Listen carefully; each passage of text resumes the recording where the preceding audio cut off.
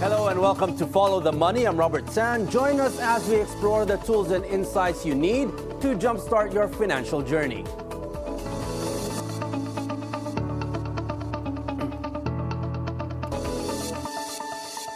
Today we're talking about one of the biggest issues in infrastructure, why government projects often cost more and take longer than those in the private sector.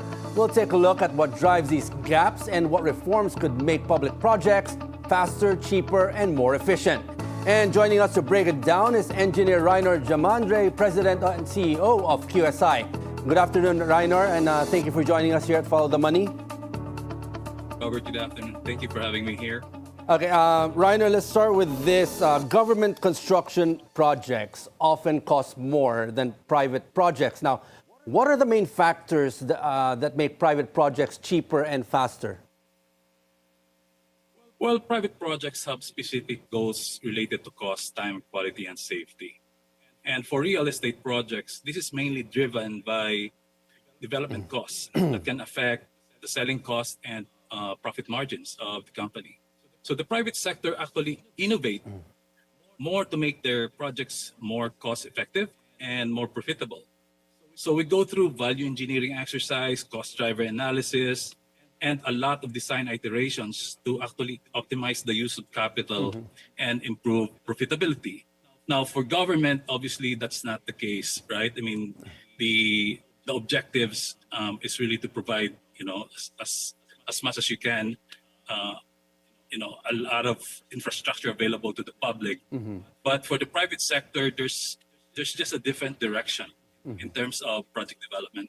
How big of a difference is that? Well, the projects can actually differ by so much. And we've seen, I've done projects for the public sector in other countries.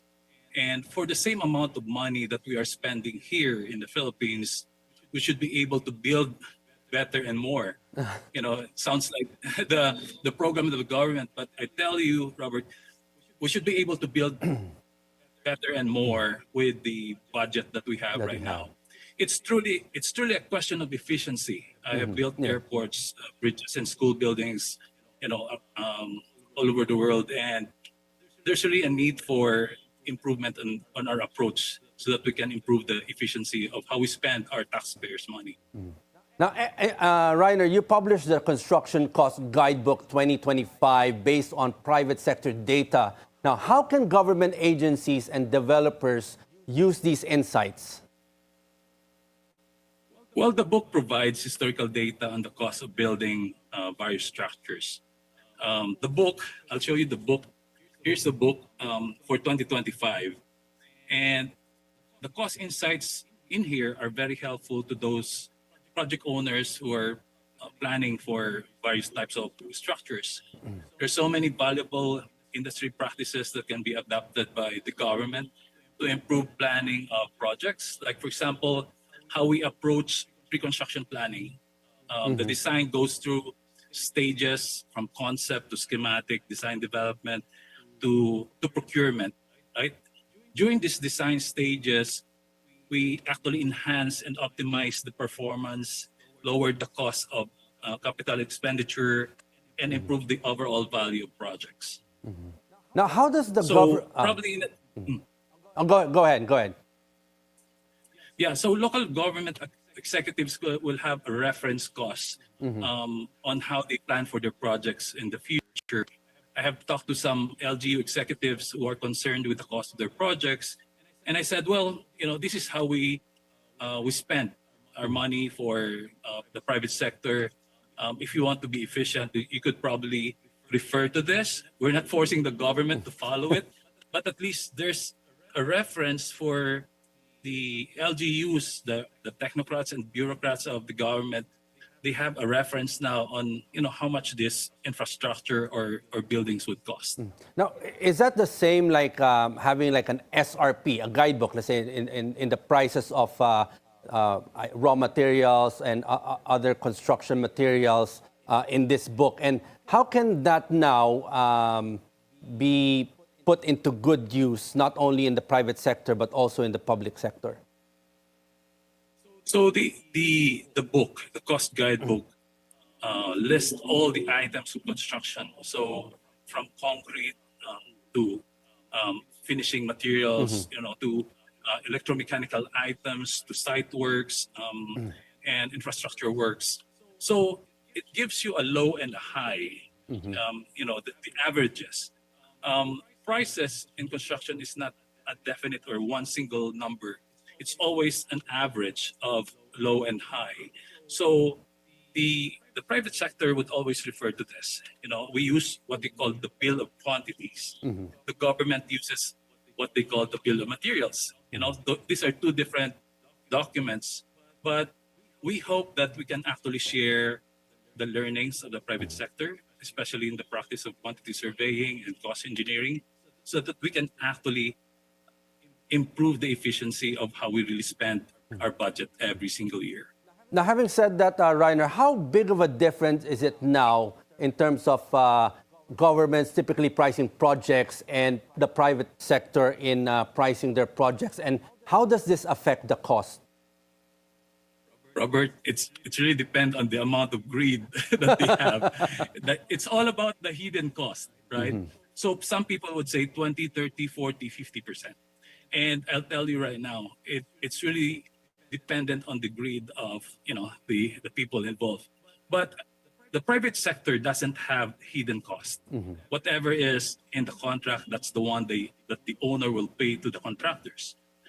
So if we can actually have more transparency, and transparency is the battle cry for good governance, right? It's all hidden cost, plain and simple. We really need to update our procurement laws, and hopefully technology can now help improve the transparency and result to higher efficiency in procuring all of this infrastructure works. Now, observing what's happening right now, the big issue that the Pandora's box has been opened in terms of the flood control projects of the government, and now it's being talked about. How can the guidebook help in terms of moving forward on how government can now move forward in doing these kinds of projects and monitoring it and getting rid of what you mentioned, the hidden costs? And that's where the private sector comes in. And that's why I always believe in the efficiency of the public-private partnership. You take the likes of San Miguel Infrastructure, I avoid this infra capital and other private infrastructure proponents, where they are more efficient because they have to be financially viable and sustainable, Robert, right? Any improvement in their system and processes would result to better profits, long-term and short-term. And I really believe that the private sector can actually play a crucial role in bringing this infrastructure dream come to life in this country. The government can set an ambitious goal to solve the flood control problems, the traffic. That's why I'm here and I'm not in the studio, because you're stuck in just traffic. from Alabang to QC it takes about 2.5 hours. And one thing more, the PPP is not just actually a financial model. It's actually a model wherein we can transfer technology to the country. We send our engineers abroad working on high-stake projects, advanced projects, and it causes brain drain here locally. And just because we don't have the opportunities. But now, when the president declared that, we should check on all of these infrastructure projects, we are here. We are available. There are so many good engineers, cost engineers, quantity surveyors who are available to the government to actually do audits or help them with pre-construction planning. Make use of the number one resource that we have in the country, and that is our human resource. Now, having said that, looking at how the private sector approaches development projects, what ways can the government projects emulate from the processes of the private sector? So it's all about proper planning. And I would always preach this, that good construction starts with good pre-construction planning. And if you do the right process of the technical due diligence, for example, before you build a hotel or a big industrial park, you actually study it really well. What is the 100-year flat plan? What's the traffic density in this area? If I build it here, how will it affect the community around it? So these are the things that are in play even before the first lines of the drawings or plans are made. So there's so many learnings, and the likes of ADB, JICA, and all these international funders Yes. have really good industry practices that they can share to the government. And I want to say this, Robert, this country is not actually poor. We are not poor. We're just poor in spending the right way, or we're not spending it in the right way. And if the government can actually improve the efficiency by so much, by a certain percentage, I'll tell you, we will have a very beautiful country. The amount of budget that is available right now is enough to actually solve, the recurring problems of flooding, the traffic, and all these perennial problems that we Filipinos are experiencing every single day. As we see. Now, Rynor, in terms of pricing government projects and how they price their projects, where does the actual overpricing happen, and how can these projects be completed faster and cheaper? Yeah, I think the biggest difference is that the government has the principle of if you don't use it, you lose it, right? And the private sector doesn't have that. So what happens with the government is that they're forced to actually spend all this money, whether it's efficient or not, because if they don't use it, they lose it, right? Because it's on a fiscal year. So if we can revisit that approach, right? If we can revisit that approach, and I think that is not just in the Philippines, but also in other governments around the world. But if we can actually improve on the use of these funds, like on a long term, like you have a 5-year, 10-year, 15-year plan, and all government agencies would start to talk to each other and say, hey, we'll spend this amount, the ODR, DPWH, the LGUs, NIA, and everybody else would start talking to each other and really solve the problem of the flooding, not just in Metro Manila, but really all over the country. I've seen it, and I feel bad for those people who have to wade through the flood waters every single time, especially the kids who are going to school, Robert. And the solution is actually available. We just have to have a really good and strong political will to make this happen. And I think the president is really pushing for this, and we'll just have to support those who are pushing for changes in how we actually do things. All right, we still have much to discuss. Before we move on, we'll just take a short break. Follow the money. We'll be right back.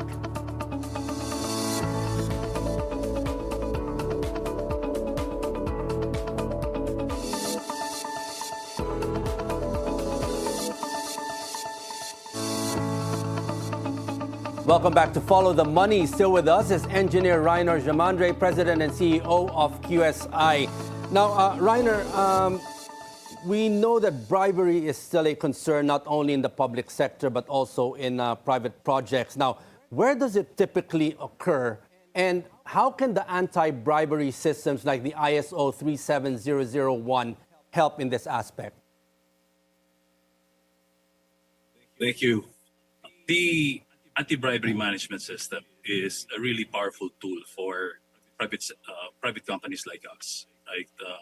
We can actually eliminate kickbacks, commissions, and all these briberies that's going on in our industry, especially the construction industry.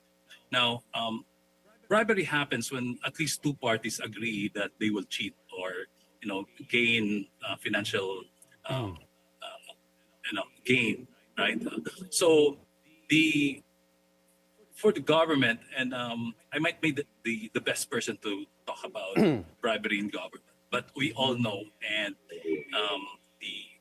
a lot of people are talking about it, that bribery actually happens even before the project has started, right? So what we're trying to do in the private sector, Robert, is that we're trying to show everyone that the anti-bribery management system of ISO 37001, and we're working with SGS on this. And last Wednesday, we actually got recertified. As you can see in the pictures, we got recertified.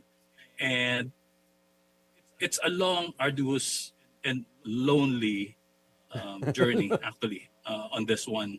But we're hoping that more companies would actually adopt it. And we have customers right now who are actually requiring vendors and suppliers to actually sign off on the provisions of the anti-bribery management systems.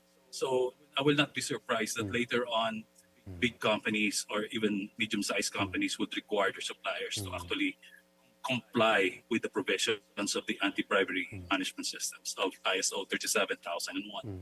Well, mostly in the beginning, of course, it's going to be a lonely journey, especially if you're first in trying to do this. But in going through that arduous journey of doing this, this anti-bribery system, how does it actually help? What do you go through to ensure that in the future this doesn't happen in any part of the journey of construction? You were saying a while ago, sometimes it even happens even before the project starts. Yes, and so there are provisions in the anti-bribery management systems, the ones that you can actually avoid, incidents of bribery and kickbacks and commissions, early on in the discussion of the project. So there are requirements for lifestyle checks. If you see your employee suddenly driving a brand new car that's way better than your car, then there's probably something in there, right? And so there's so many provisions in the anti-bribery management that can check actually the stakeholders and the participants on how they handle all the activities of procurement. And I tell you, Robert, the bribery really happens even before the award of the projects. So the anti-bribery management system kind of put up a stopgap on all of those incidents of bribery. Now, Rynor, if this gets traction in the private sector, do you think it can easily be adopted in the public sector? Yeah, definitely. The companies who would actually comply with the requirements of ISO 37001 will see a big difference in their procurement efficiency. We have customers right now, as I mentioned a while ago, that are requiring their vendors and suppliers to actually sign off on an integrity pledge.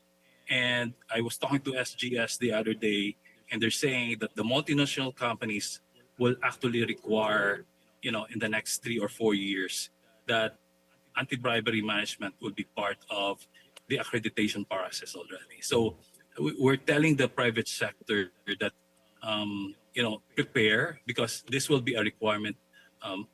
This will be like a normal requirement for their business in the next 3 or 4 years. Now, in some countries, Rynor, quantity surveyors play a key role in safeguarding costs. Here the role is often downplayed. Now, is this deliberate, and what impact does it have? Well, it's always the dream of every quantity surveyor that the country will actually adopt the ways of the quantity surveyors, because there's so much ethics and integrity in doing projects. So in the country, it's not required. It's actually quantity surveying is a European term for cost engineering or cost estimator. We're really patterned after the US in how we do things. And by the way, yeah, thank you for showing the picture. We were actually the highly commended in quantity surveying team of the year in Southeast Asia. So we carried the flag of the country in Southeast Asia. So if like this one, it shows that a Filipino firm can actually be one of the best in the world, right? If you just embrace the idea of integrity in everything that you do. I've completed more than 700 projects, Robert, more than $100 billion. And I promised myself I'll never accept a single cent from any of this projects, right? Yeah. Now, Rynor, we know that integrity does really play a big part in how you do business. Now, but having led over 700 projects worldwide, what other lessons from the private sector could help cut waste and inefficiency in government projects moving forward? I think it starts with planning, really, Robert. When you plan for roads or bridges or government buildings, there's always a smarter and better way of doing things. And we in the private sector would always use technology, right? In various places around the world, building information modeling, or BIM, is already a norm. And for us here, we're still, on CAD drawings. And the way we approach design, it has to be upgraded. And that's something that we can probably show to the government. Like, for example, we've done school buildings abroad, and we also heard about the issues of school buildings here in the country, which is, for the amount that we pay, we're getting, really, poor quality, for our students. And it's full circle. When you're not spending for the right amount of money for education of our kids, then it has a long-term effect. Now, Rynor, if you could advise policymakers today directly, what key reforms would you push to ensure well-planned, cost-effective, and timely infrastructure projects? Number one, digitalization. I think you can always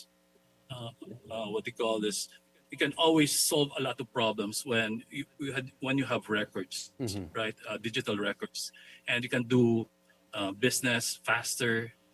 You could, like, for example, the building permits, that slows down everything. We know, that every contractor, every builder has to go through the corruption in getting building permits. And I have to call out the culprit here, Robert, because these people in government are not actually helping us in developing the country. They're actually delaying it, with all of this. But digitalization will definitely be a big help to all of us. But that has to be end-to-end, right?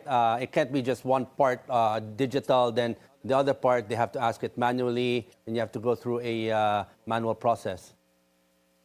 Yes, and, the likes of PEZA, I love the people in PEZA, the Philippine Economic Zone Authority, because they've gone digital. And all of these things are actually helping, with the ease of doing business. It always makes it faster and efficient, of course, if you're going to go digital. But now, Rynor, we have to go through our rapid-fire questions. You just have to answer yes or no. You don't have to explain. Let's start with this. If government projects were run like private ones, would buildings stop taking longer than a telenovela? Yes or no? The private sector will always be better. Will always be faster. Does overpricing really just mean taxpayers are the real investors? Yes or no? We are the biggest. Yes. Okay. Can a drone and an app really do a better job than 3 government committees? Yes or no? I'm not sure. Okay. Honestly, I'm not sure yet. Okay, next. If quantity surveyors were superheroes, would they save billions instead of cities? Yes or no? Yes. Okay, and finally, Rynor, complete the sentence. Money is the root of all. Say that again, Robert. Money is the root of all. Evil. Okay, thank you, Rynor, for... Actually, Robert, it's the love of money. Love of money is the root of all evil. That's true, that's true. It has to be in moderation. Thank you, Engineer Rynor, for sharing your insights and how private sector practices and reforms can help government projects become faster, cheaper, and more efficient. Thank you.